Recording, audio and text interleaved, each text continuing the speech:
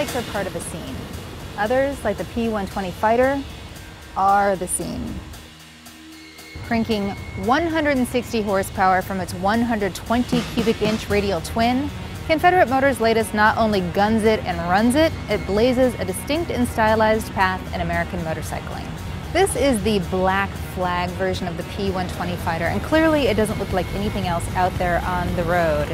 What's cool about Confederate from a design point of view is that they really challenge every single piece on the bike and think of, why does it even have to look the way it does? Why does it have to go where it does?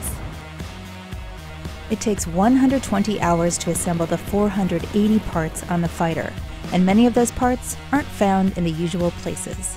The underslung dual exhaust puffs onto the rider's gear shifting foot.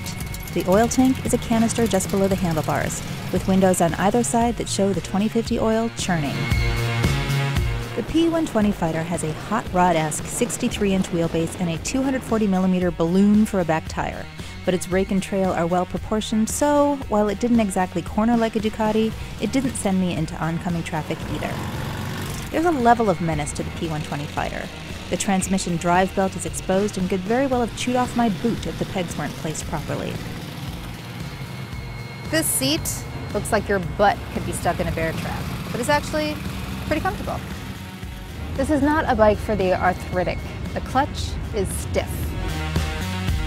Confederate's inspiration for the P120 fighter was the outlaw motorcycle clubs of the 60s. Outlaw motorcycling being born from World War II fighter pilots, it follows that Confederate would look to aircraft for some of the P120 fighter's inspiration, such as its riveted monocoque backbone, bulkhead, and fuselage side plate construction, which are all made from aircraft-grade aluminum. The squishy rubber buttons and silver toggle switches that operate the turn signals, horn, ignition, and high beams are more likely to be found in the cockpit of a Piper Cub than a motorcycle. Starting at $72 grand, the P120 fighter isn't cheap, nor is it common. Just 63 will be produced, making the P120 fighter the perfect rebel yell for the rich. For the Los Angeles Times, I'm Susan Carpenter.